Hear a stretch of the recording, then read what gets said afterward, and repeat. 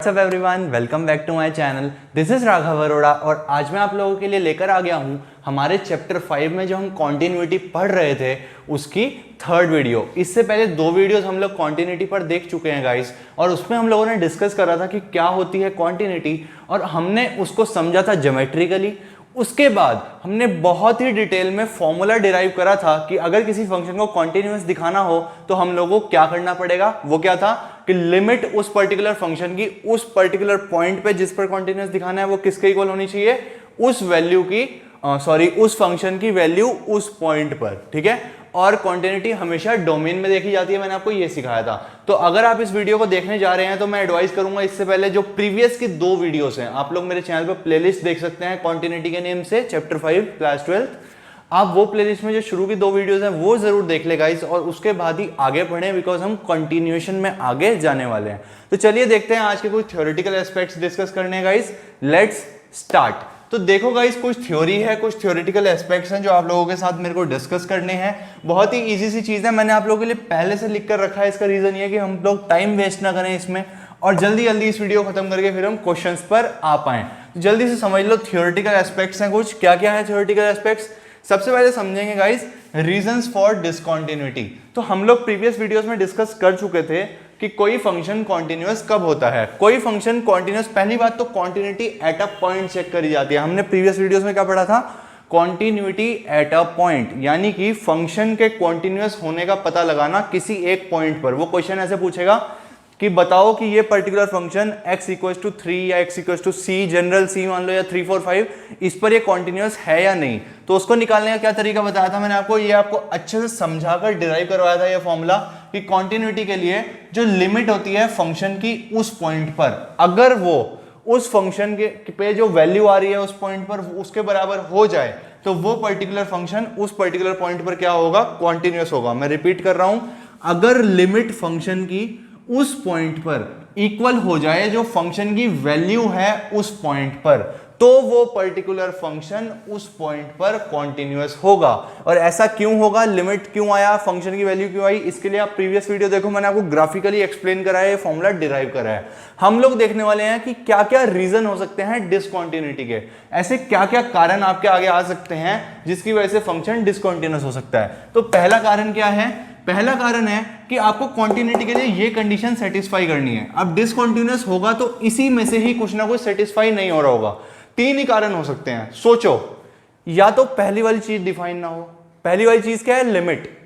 Limit does not exist. अगर limit ही function की उस पॉइंट पर एग्जिस्ट नहीं करती है तो वो इक्वल तो क्या ही होगी फंक्शन की वैल्यू के, और फिर हम लोग कैसे ही कॉन्टिन्यूअस दिखा पाएंगे। इसलिए जो पहला पॉइंट निकल कर आता है वो क्या है? Limit does not exist. अगर लिमिट एग्जिस्ट नहीं कर रही है तो फंक्शन डिसकंटिन्यूअस होगा, और ये one of the reasons of discontinuity है।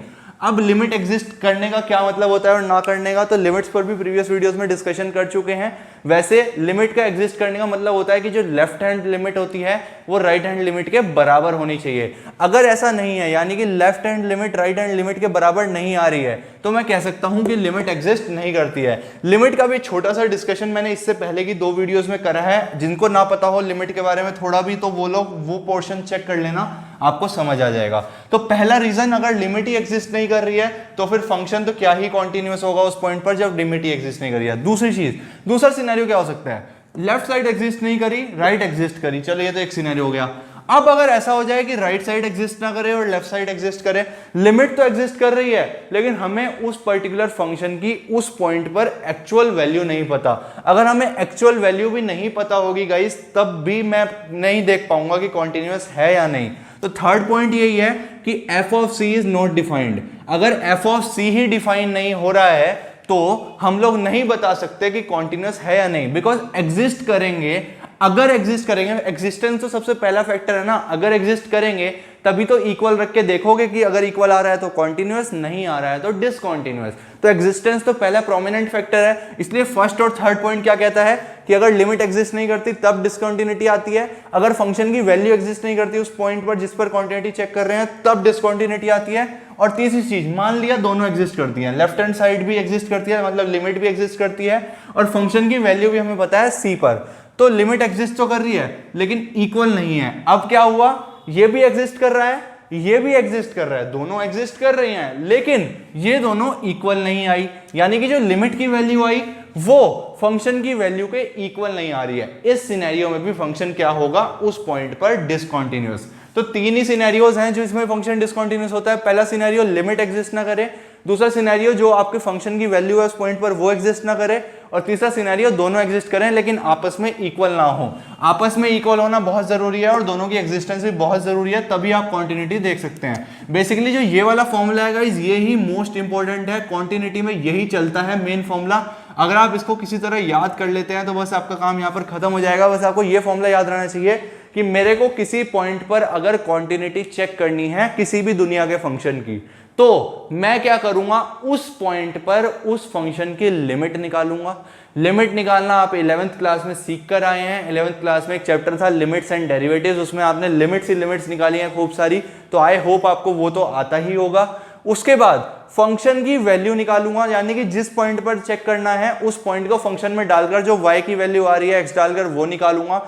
अब अगर वो दोनों इक्वल आ जाते हैं तो उस पॉइंट पर कॉन्टिन्यूअस है, अगर इक्वल नहीं आते हैं तो उस पॉइंट पर डिसकंटीन्यूअस है। सिंपल सा फंडा, बहुत इजी बात, सिंपल वर्ड्स में मैंने आपको समझा दिया। बच्चे बहुत कॉम्प्लिकेट कर देते हैं चीजों को, इतना ही है भाई, इतना ही आसान है ये टॉपिक। अब ये तो समझ आ गया कि कब कब डिसकंटीन्यूअस होता है, क्या क्या रीजंस होते हैं, ठीक है। कॉन्टिन्यूटी कैसे निकालेंगे वो समझ आ गया, कब डिसकंटीन्यूअस हो सकता है वो समझ आ गया।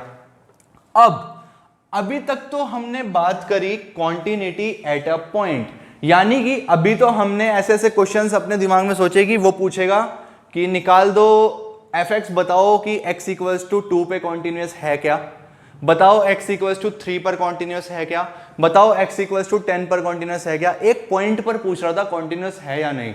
लेकिन अब अगर वो पूछने लगे कि कोई फंक्शन है fx और बताओ वो ओपन इंटरवल 2 से 3 में कॉन्टिन्यूअस है क्या, अब उसने इंटरवल दे दिया। तो इंटरवल्स के केस में कैसे कॉन्टिन्यूटी देखते हैं उस पर मैं बात करने जा रहा हूं, ध्यान से समझेंगे सब लोग, ठीक है। क्या है, अ फंक्शन fx, ये मान लो कि जो फंक्शन है वो क्या है, fx। A function fx is continuous in open interval a to b। Open interval a to b का क्या मतलब हो गया गाइस, कि जो भी इसमें वैल्यूज हैं वो a और b के बीच के सारे नंबर्स हैं, ना तो a इंक्लूडेड है ना ही b इंक्लूडेड है। तो क्या बोला मैंने, a function fx is continuous in a to b। कब होगा fx a to b के बीच में कॉन्टिन्यूअस, आप लोग खुद सोचो, खुद सोचो। कहां पर आपको सोचने दूं मैं, जगह नहीं है मेरे को आपको सोचवाने की। देखो यहां पर मान लो ये आपका ग्राफ है फंक्शन का, और ये रहा, ये a पॉइंट है, ये b पॉइंट है, ये आपका फंक्शन का ग्राफ है। अगर वो आपसे पूछता है अच्छा यहां पर a भी इंक्लूडेड नहीं है और b भी इंक्लूडेड नहीं है, इसलिए मैंने ओपन बॉल्स बना दी, वो आपसे पूछता है कि a से लेकर b के ओपन इंटरवल, यानी कि all the numbers present in between a and b, you have to check out that if whether the function is continuous in between a और b, ठीक है। a से b के ओपन इंटरवल में वो continuous है या नहीं। तो अगर मैं आपसे कहूं कि आप a को छोड़ दो, a को छोड़ दो बिकॉज a तो डोमेन में ही नहीं है, b को छोड़ दो, b डोमेन में ही नहीं है। अब a से जस्ट नेक्स्ट नंबर पर आओ, a से जस्ट नेक्स्ट नंबर पर आए, अब वो एक पॉइंट है, आप लोग उस पॉइंट पर कॉन्टिन्यूटी देख सकते हैं, बिल्कुल देख सकते हैं। आपने उस पॉइंट पर कॉन्टिन्यूटी देख ली, उसके बाद आप उससे जस्ट अगले नंबर पर आए, ऐसे ही करते करते करते करते करते करते करते आप सारे नंबर्स कवर करते चले गए और b से जस्ट पिछले नंबर पर कॉन्टिन्यूटी देख ली। अगर इन सभी नंबर्स पर वो फंक्शन कॉन्टिन्यूअस आ रहा है तो क्या आप कह पाएंगे कि open interval a to b में भी कॉन्टिन्यूअस होगा, बिकॉज इंटरवल के अंदर जितने एलिमेंट्स थे सब में कॉन्टिन्यूअस आ गया। तो वही फंडा है कि अगर कोई फंक्शन fx कॉन्टिन्यूअस देखना है आपको a से b में हो तो वो कब होगा, अगर if it is continuous at every point between a and b। Simple कि कोई भी फंक्शन ओपन इंटरवल a से b में कब कॉन्टिन्यूअस होता है, जब वो उसके अंदर जितने भी नंबर्स हैं उन सभी पर कॉन्टिन्यूअस होता है। सिंपल थ्योरी है गाइस, ये बस आपको पता होनी चाहिए, नॉलेज होनी चाहिए, क्वेश्चंस तो ऐसे सच कम ही बनते हैं इन पर, जो जो क्वेश्चंस होंगे अभी दिखाऊंगा आपको कौन कौन से क्वेश्चंस बनते हैं नेक्स्ट वीडियो में, लेकिन फिलहाल थ्योरी समझनी जरूरी है बिकॉज ये थ्योरेटिकल टॉपिक है थोड़ा सा, इसमें आपको माइंड में ना चीजें डायमेंशंस बनाने आने चाहिए, आपके माइंड में फिट होना चाहिए टॉपिक है क्या, तो इसलिए बस आपको थ्योरी पढ़ा रहा हूं मैं आज। A function f(x) is continuous in open interval a to b. Open interval a to b में कब कॉन्टिन्यूस होगा फंक्शन f(x)? तब होगा कॉन्टिन्यूस फंक्शन f(x) जब वो उन दोनों के बीच के जितने भी नंबर्स हैं उन सभी में क्या हो, कॉन्टिन्यूस हो। Very simple. चलो भाई ओपन इंटरवल का तो समझ आ गया।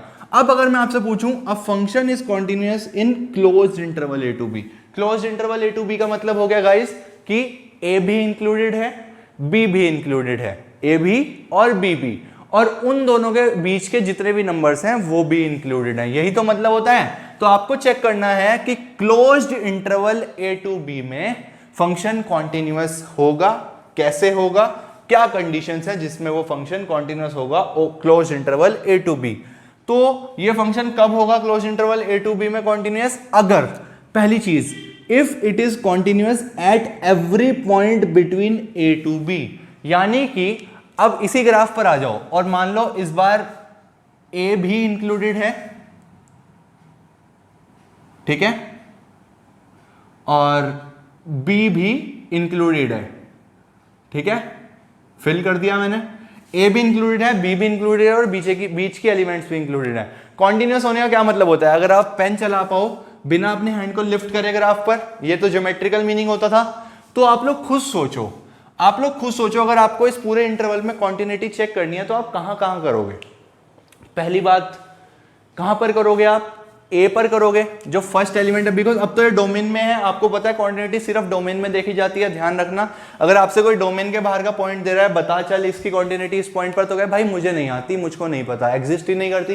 भाई बात ही क्यों कर रहे हो डोमेन से बाहर? जब फंक्शन डिफाइंड ही नहीं है उस पॉइंट पर, वो डोमेन में नहीं है, तो कॉन्टिन्यूटी देखने का तो क्वेश्चन ही नहीं आता है ना, ठीक है।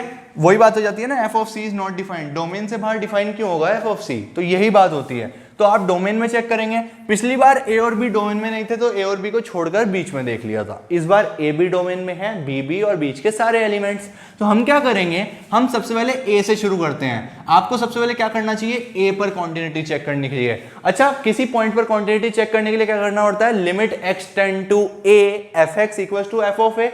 अगर a पर देखनी है तो लिमिट जो x इक्वल्स टू a पर है वो फंक्शन की वैल्यू a पर होनी चाहिए, लेकिन लिमिट निकालने के लिए आप लोग निकालते हैं left hand limit and right hand limit. सही बात है, लेफ्ट हैंड लिमिट निकालते हैं और राइट हैंड लिमिट निकालते हैं, जिस तरह देखा जाता है तभी लिमिट की एग्जिस्टेंस पता लगती है अगर वो दोनों इक्वल हो।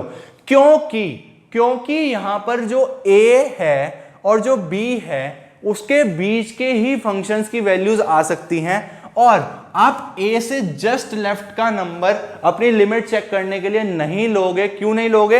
बिकॉज आपका interval he closed a to b है। अगर आपका interval closed a to b है तो आपको लिमिट चेक करने के लिए a से जस्ट राइट वाला नंबर लेना चाहिए। इसलिए जो सबसे पहली कंडीशन क्या है? Limit x tend to a plus f x equals to f of a।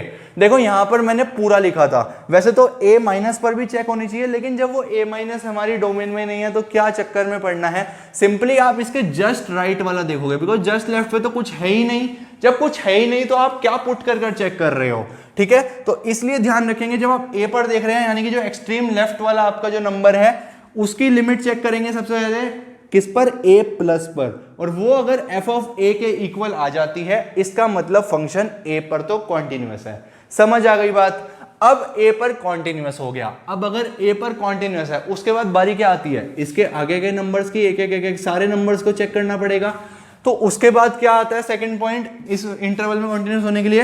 It should be continuous at every point between a to b, यानी कि a और b के बीच के जितने भी पॉइंट्स हैं उन सब पर भी फंक्शन को कॉन्टिन्यूअस होना पड़ेगा। अब आप कहोगे भैया आप मेरे को गिनकर बताओ कितने पॉइंट्स हैं a और b के बीच में, ऐसा पूछोगे आप लोग। अब कुछ बच्चे हो सकते हैं कि सही में गिनने लगे ऐसे ऐसे करके, पास डॉट लगाओ, पतले पतले पेन से डॉट लगाओ, गिनो कितने पॉइंट्स हैं। भाई आप नहीं गिन सकते, जितने मर्जी कोशिश कर लो आप a और b के बीच के नंबर्स नहीं गिन सकते। और गिन नहीं सकते तो एक एक पर कॉन्टिन्यूटी कैसे देखोगे। तो इसका एक तरीका होता है, वैसे मैं अभी थोड़ा सा बता रहा हूं लेकिन आगे मैं आपको डिटेल में बताऊंगा जो क्वेश्चंस करेंगे। हम लेट कर लेते हैं कोई जनरल नंबर सी लेट कर लिया जो ए और बी के बीच में है। अब अगर हम विदाउट लॉस ऑफ जनरलिटी उस सी पॉइंट पर फंक्शन को कॉन्टिन्यूअस दिखा देंगे तो वो सी यहां पर भी हो सकता है, यहां भी, यहां भी, यहां भी, यहां भी, कहीं भी हो सकता है। अगर हमने विदाउट लॉस ऑफ जनरलिटी उस सी पर फंक्शन को कॉन्टिन्यूअस दिखा दिया, इसका मतलब कि फंक्शन के बीच के जितने भी नंबर्स हैं, ए और बी के बीच के जितने भी नंबर्स हैं, उस पर भी कॉन्टिन्यूअस होगा। ये तरीका रहता है, क्वेश्चन में सिखाऊंगा। तो बेसिकली क्या करा मैंने, सबसे पहले ए पर चेक कर लिया। राइट हैंड लिमिट ही क्यों ली आप समझ गए होंगे, बिकॉज ए से बी में डिफाइंड है, तो ए के जस्ट लेफ्ट वाला तो नंबर हमारे डोमेन में नहीं है। और उसके बाद चेक करा बीच के नंबर्स के लिए सारे नंबर्स पे, it is continuous at every point between a to b. चलो जी, नंबर्स हो गए खत्म। अब आई बी की बारी, क्योंकि बी इंक्लूडेड है तो बी पर भी कॉन्टिन्यूटी चेक करनी पड़ेगी। बी पर कॉन्टिन्यूटी चेक करने के लिए क्या होना चाहिए, limit x tend to b f of x equals to f of b. सही बात है, लेकिन मैं क्या लूंगा, सिर्फ लेफ्ट हैंड लिमिट। देखो मैंने क्या लिया, बी माइनस क्यों लिया, बिकॉज आप देखो बी के जस्ट राइट पर तो कुछ है ही नहीं ना गाइस। अगर बी के राइट पर कुछ है ही नहीं तो आप लोग राइट हैंड लिमिट देखोगे ही क्यों। सिंपली जो लेफ्ट हैंड लिमिट होगा उसको चेक कर लो, अगर फंक्शन की वैल्यू को इक्वल है तो फंक्शन कॉन्टिन्यूअस होगा, अदरवाइज नहीं। सो गाइज आई होप आपको मेरी बात समझ आई है। बहुत इजी सी बात थी, हमने देखा रीजन फॉर डिसकंटिन्यूटी क्या होता है, कॉन्टिन्यूटी एक इंटरवल में देखी क्या होती है, और दोनों चेक करें, ओपन इंटरवल और क्लोज इंटरवल। चलिए अब कुछ और थ्योरी के पॉइंट्स हैं, हम बढ़ते हैं आगे। इसके बाद बढ़ते हैं गाइस हम अपने लास्ट टॉपिक पर कॉन्टिन्यूटी के। इसके बाद सिर्फ क्वेश्चंस बच जाते हैं। थ्योरेटिकली ये कॉन्सेप्ट पढ़ने के बाद आपका कॉन्टिन्यूटी खत्म हो जाएगा। यहाँ पर थ्योरेटिकली कॉन्सेप्ट्स खत्म होते हैं कॉन्टिन्यूटी के, और हम करेंगे नेक्स्ट वीडियो से इसके क्वेश्चंस अच्छे। तो देखने हैं लास्ट टॉपिक। अच्छा, कॉन्टिन्यूटी निकालना तो मैंने आपको सिखा दिया, डिसकंटिन्यूअस कब होता है वो भी सिखा दिया, ये भी बता दिया इंटरवल्स में कॉन्टिन्यूटी कैसे देखेंगे।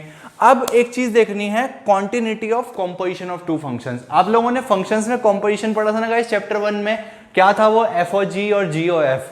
और अब हमें देखना है कि जो एफ ओ जी है, एफ ओ जी या फिर जी ओ एफ, वो कब कॉन्टिन्यूअस होता है। ठीक है, तो कंसीडर करें हमने दो फंक्शंस एफ एंड जी, तो f o g will be continuous at x equals to a. जो एफ ओ जी है वो कब कॉन्टिन्यूअस होगा, एक्स इक्वल्स टू ए पर। वो तब कॉन्टिन्यूअस होगा, आपको हमेशा चेक करना है कि जो भी इनपुट है ना आपका जो फंक्शन बाहर है वो इनपुट पर कॉन्टिन्यूअस होना चाहिए। इसका क्या मतलब हुआ, एफ ओ जी क्या इसका मतलब होता है, f of g of x, f of g of x. तो सबसे पहले तो इनपुट अंदर की तरफ फंक्शन कौन सा है, अंदर से बाहर चेक करते हैं गाइस आप कॉन्टिन्यूटी कॉम्पोजिशन में कॉन्टिन्यूटी।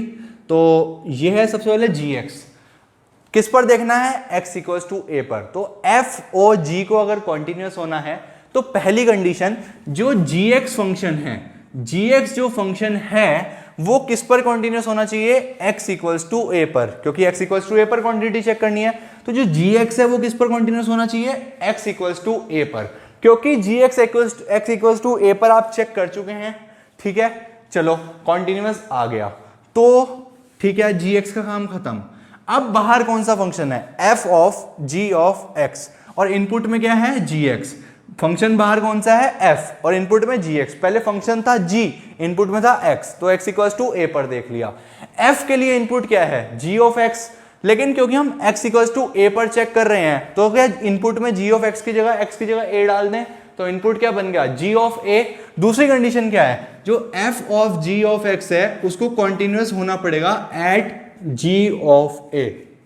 समझ आया आपको, बेसिकली जो भी इनपुट है आपका उस पर कॉन्टिन्यूअस होना चाहिए, क्योंकि x इक्वल्स टू ए से हम शुरू करा, अंदर वाले फंक्शन के लिए gx के लिए x इक्वल्स टू ए ही इनपुट है, तो gx इक्वल्स टू ए पर होना चाहिए कॉन्टिन्यूअस, और उसके बाद g ऑफ x का काम खत्म।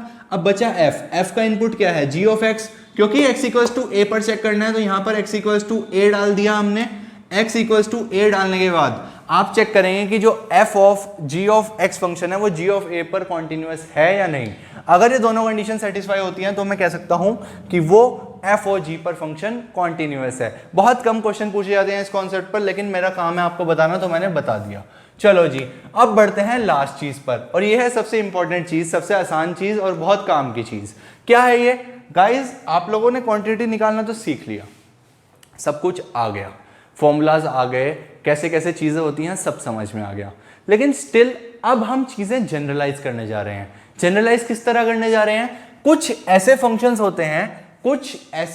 होते हैं जो अपनी डोमेन में ऑलरेडी ऑलवेज कॉन्टिन्यूअस होते हैं, उनको हमें चेक करने की ज़रूरत नहीं होती। यानी कि अगर मैं बात करूं साइन एक्स की और मैं बोलूं कि बताओ मेरे को x इक्वल्स टू π/2 पर कॉन्टिन्यूअस है या नहीं, तो आप लोगों को वो लिमिट और इक्वल रख के देखने की जरूरत नहीं है, बिकॉज जितने भी ट्रिग्नोमेट्रिक फंक्शंस होते हैं वो अपनी डोमेन में, बिकॉज x इक्वल्स टू π/2 उस पर्टिकुलर फंक्शन sin x की डोमेन में आता है, इसलिए जितने भी ट्रिग्नोमेट्रिक फंक्शंस होते हैं वो अपनी डोमेन में हर वैल्यू पर कॉन्टिन्यूअस होते हैं। इसी तरह से कुछ मैंने लिस्ट ऑफ फंक्शंस लिखी है, ये आपको याद रखनी होगी कि ये सारे फंक्शंस अपनी रेस्पेक्टिव डोमेन में कॉन्टिन्यूअस होते हैं। अगर इन फंक्शन से रिलेटेड कोई भी क्वेश्चन आता है कम मार्क्स में, तो आप लोग सिंपली कह सकते हैं, मान लीजिए वो आपसे पूछे बताओ f(x equals to x equals to 3 पर कॉन्टिन्यूअस है या नहीं, तो आप सिंपली कह सकते हैं since it is a identity function तो this will be continuous at every point in its domain and hence it is continuous at s equals to 3। आप लोगों ने फॉर्मूलाज नहीं लगाए, सीधा थ्योरी वाइज लिख दिया कि क्योंकि ये पर्टिकुलर फंक्शन है और हमें पता है कि ये फंक्शन अपनी डोमेन में हर पॉइंट पर कॉन्टिन्यूअस है, इसलिए ये फंक्शन उस पॉइंट पर भी कॉन्टिन्यूअस है। तो इनमें कौन कौन से फंक्शंस कवर होते हैं गाइस? वैसे सही बताऊं, जितने भी आपने रियल वैल्यूड फंक्शंस पढ़े थे ना 11th क्लास में, सब कवर होते हैं। देखो, कांस्टेंट फंक्शन अपनी डोमेन में हर पॉइंट पर कॉन्टिन्यूअस होता है, ध्यान रखेंगे। आइडेंटिटी फंक्शन अपनी, अच्छा मैं आपको बताता जाऊं कौन कौन से थे, आप भूल गए होंगे। कांस्टेंट फंक्शन क्या होता है? f(x इक्वल्स टू c), जैसे f(x इक्वल्स टू 2 3 4, उसको बोलते हैं कांस्टेंट फंक्शन। कांस्टेंट फंक्शन अपनी डोमेन में हर पॉइंट पर क्या होता है? कॉन्टिन्यूअस। आइडेंटिटी फंक्शन क्या होता है? f(x इक्वल्स टू x), ठीक है, ये भी अपनी डोमेन में हर पॉइंट पर कॉन्टिन्यूअस होता है। पॉलिनोमियल फंक्शन आपको पता ही है, f(x equals to a0 plus बाकी वो चीजें बताइए आपको, a1x up to and so on, ये सब चीजें देख सकते हैं आप, ये मैंने पढ़ा रखे हैं यार, 11th क्लास की प्लेलिस्ट चेक करो और रिलेशन फंक्शन की सब पढ़ा रखे हैं। पॉलिनोमियल फंक्शन अपनी डोमेन में क्या होता है? कॉन्टिन्यूअस होता है। अच्छा, इनकी डोमेन और रेंज क्या होती है ये आपको कहां पता लगेगी?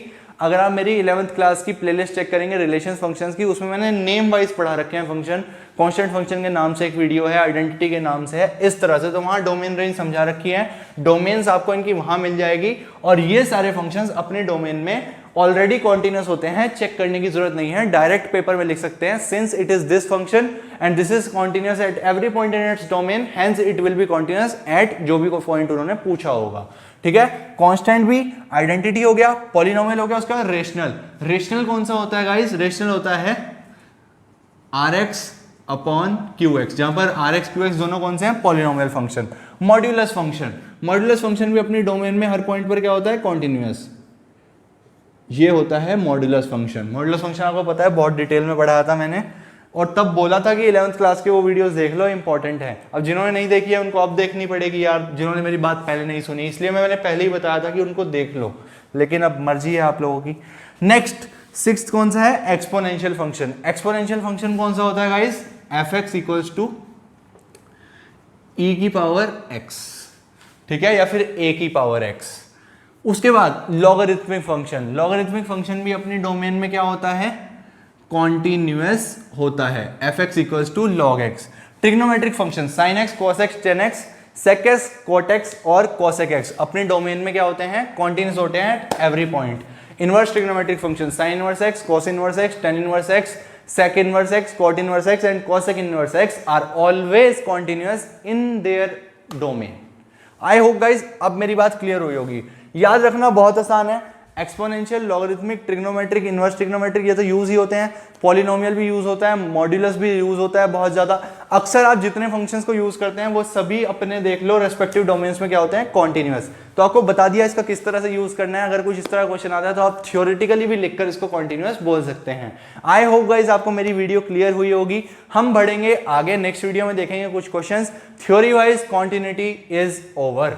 कॉन्टिन्यूटी क्या हो गया, ओवर। तो आप लोग क्वेश्चंस ट्राई करना चाहे अपनी तरफ से कर सकते हैं, दो मैं कुछ क्वेश्चंस नेक्स्ट वीडियो में लूंगा। तो चलिए फिर इस वीडियो को यहीं पर खत्म करते हैं गाइज। आई होप आपको वीडियो अच्छी लगी होगी। अगर वीडियो अच्छी लगी हो तो वीडियो को लाइक जरूर कर देना। मिलते हैं नेक्स्ट वीडियो में, कुछ और अच्छी बातें करेंगे। तब तक अपना ध्यान बनाए रखिए गाइज। ओके, गुड बाय, सी या।